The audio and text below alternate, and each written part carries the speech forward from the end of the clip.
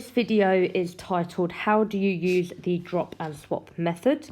We use the drop and swap method when we are creating or constructing the formulae for ionic compounds. Now, ionic compounds are made up of metals and non-metals, and the metals will always be positive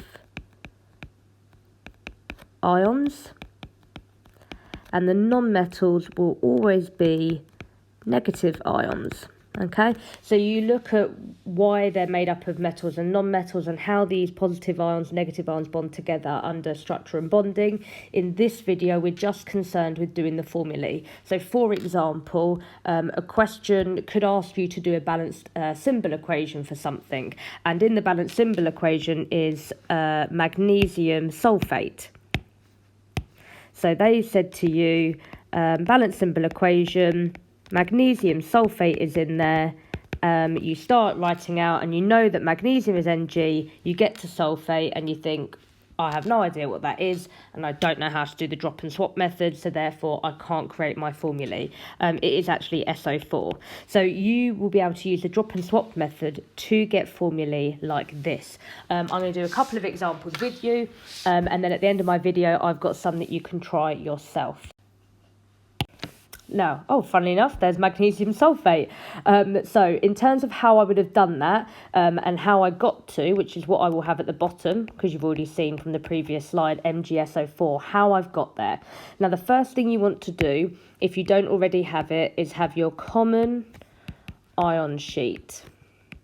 Okay, again, if I've taught you over the years, I've given you one of these. If not, it's available on all my resource platforms like Google Classroom, literally titled Common Ion Sheet. You do not get given this in any of your exams. You must know them by heart. Best way to practice them is, or best way to learn them by heart is by doing examples like we're going to do in this video. So have that sheet in front of you. Magnesium is a 2+ ion. The sulfate is an SO4 2- ion. Now, to do the drop and swap method, what we're going to do is you rewrite out your 2 ions beneath with no charges, okay? And what you're going to do is you are going to circle these charges, 2+ and 2-, and you simply drop and swap them. Obviously, that's where the name comes from. So now, how did we get from here to here? Okay, what you do is we would never see Mg 2- SO4 2+ written out. Okay, the reason being we're going to remove those charges. Okay, so I am going to remove them live using a rubber. We'd remove the charges.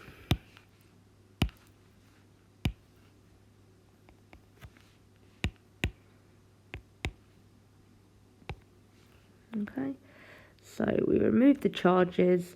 We've now got Mg2SO4 Okay, now in examples where those numbers match, so the number is the same in each circle, you actually remove both of the numbers because the charges cancel each other out, and that is how you end up with MgSO4. Okay, so you remove the numbers as well, you end up with MgSO4. Let's try copper nitrate. Okay, copper nitrate in terms of ions is Cu2+. Now, copper exists in a couple of different forms. For the purpose of this example, it is the Cu2+. The nitrate ion is NO3-. So we write out the ions beneath without their charges. We circle and we drop and swap the charges. Now we are going to remove the charges down here. So we rub out the minus, we rub out the plus. Now here, what you could have done, which is what some people do, they put a 1 in front of the minus. You can do that. You simply remove the ones as well as removing the charges. Now here, we don't have any numbers in this circle here. Okay, so therefore we are not going to remove the 2 that is in the other circle. But what you do, because again, you would never see CuNO3 2. What you would see is CuNO3 brackets 2. So you actually put a bracket here to separate these two out, giving you the final formulae or formula for copper nitrate, which is that. So let's start with lithium carbonate. So we've got Li plus. The carbonate ion is CO3 2 minus. Again, if you're wondering where I'm getting these from, obviously I know these by doing them over the years. However, you would be getting these from your common ion sheet, or if you've learned them by heart, fantastic. You would just be pulling these from your memory, which I promise you will get to at one point. Now, we then write out the ions below, but without their charges. We drop and swap. Okay. We're going to remove the charges.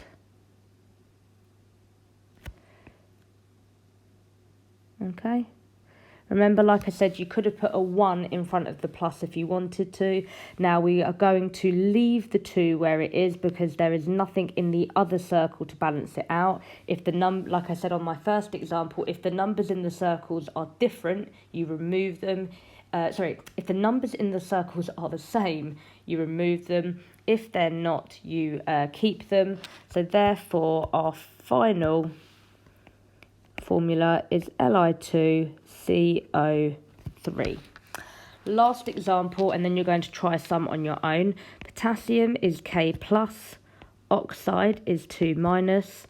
Write out the ions below without their charges. Drop and swap. Okay, again, like I said, you can put a 1 plus here and a 1 plus there. First thing we do is remove the charges. And then, like I said, if the 2 numbers in the circles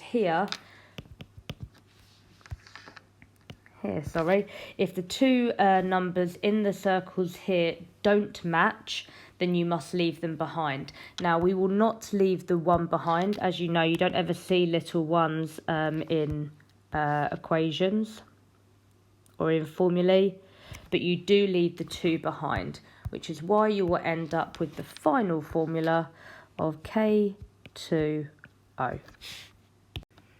These are for some examples for you to try: magnesium chloride, aluminium nitrate, iron 2 chloride, and calcium nitrate. Give those a go. Pause the video here. A little tip on iron 2 chloride.